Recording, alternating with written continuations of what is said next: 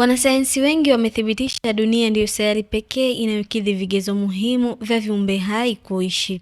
Lakini sayari hii ambayo imekuwa makazi ya binadamu kwa maelfu ya miaka sasa, inakabiliwa na tishio kubwa la mabadiliko ya tabia nchi.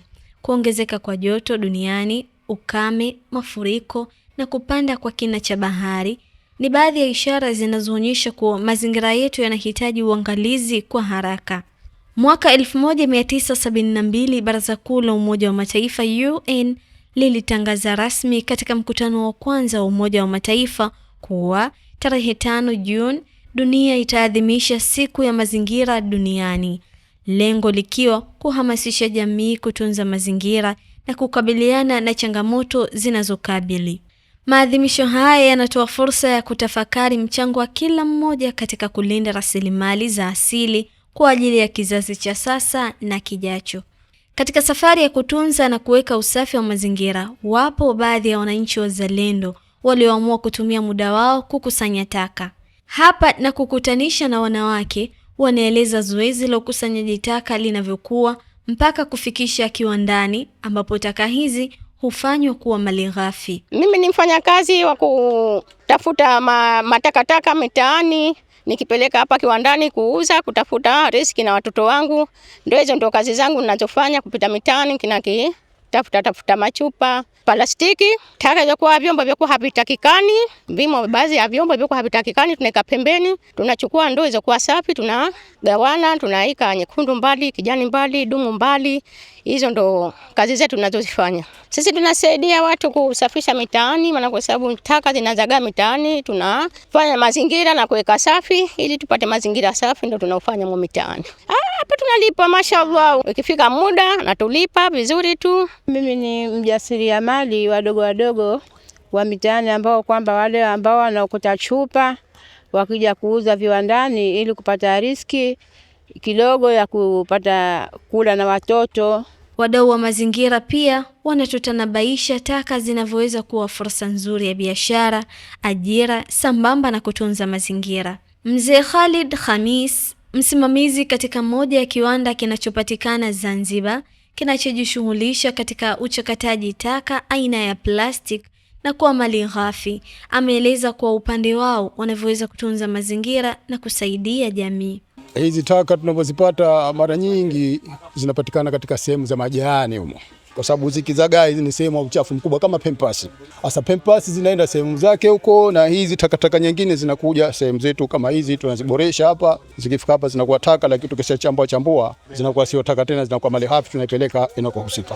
Ujumbe kwanza, sema mwanzo kina mama huko wazidi kuyakushanya hayo machupa, kwa sababu tukiatia moto kwa mitaani hayawaki, ataleta mazingira mabaya zaidi.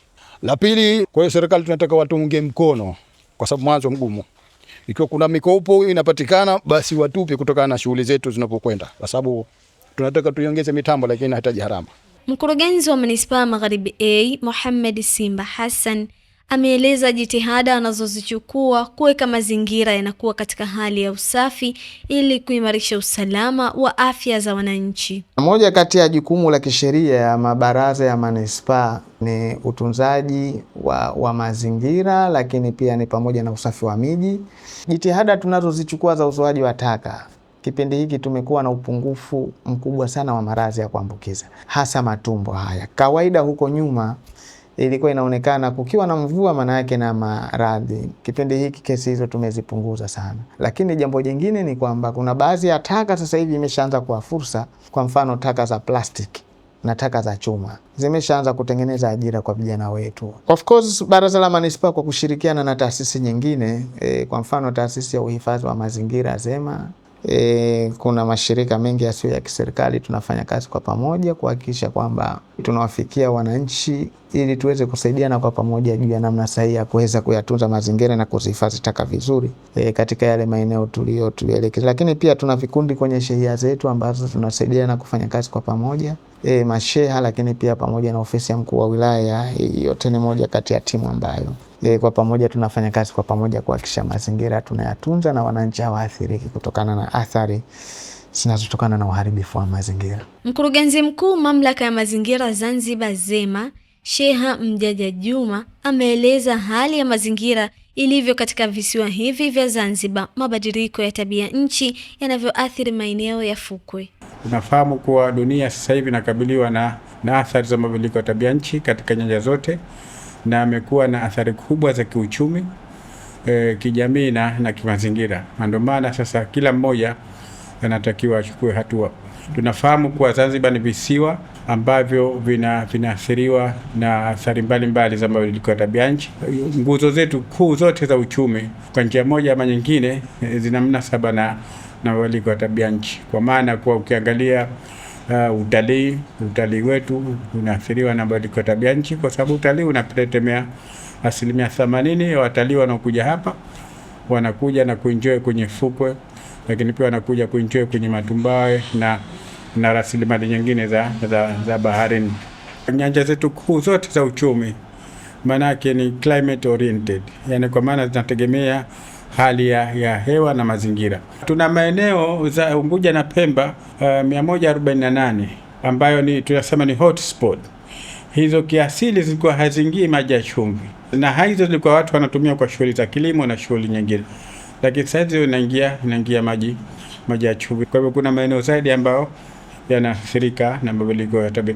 Kwa hivyo ni jukumu letu sasa, tabia zetu sasa zitupelekee katika kulinda na kuhifadhi mazingira yetu. Maadhimisho haya kwa Zanzibar mwaka huu 2026 yatafanyika Kiwani, wilaya ya Mkoani, kisiwani Pemba, huku kauli mbiu ya mwaka huu kwa Zanzibar ni jamii inaanza na wewe, chukua hatua katika kukabiliana na mabadiliko ya tabia nchi kwa kulinda mazingira yetu. Zaitun Juma, Al-Fatah TV Online. Kutokana na thamani na kujali taarifa kutoka sehemu mbalimbali, Al-Fatah TV Online inaomba ushirikiano wako mtazamaji, kutoka popote ulipo, kutupa taarifa za matukio mbalimbali ili tuyafanyie kazi na kuyarusha hewani, kama vile taarifa, habari, mikasa au matukio. Si hayo tu, pia unaweza kutupa taarifa kuhusu watu wanaokabiliwa na matatizo mbalimbali ya kimaisha ili tuyafanyie kazi kupitia jumuiya yetu ya kutoa misaada muhimu ya kijamii, Al-Fatah Charitable Association Zanzibar.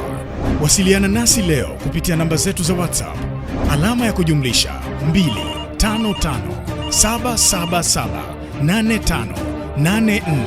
25577858490. Wasilisha kwetu leo, tuifikishe kwa jamii leo. Al-Fatah TV Online, dira ya umma.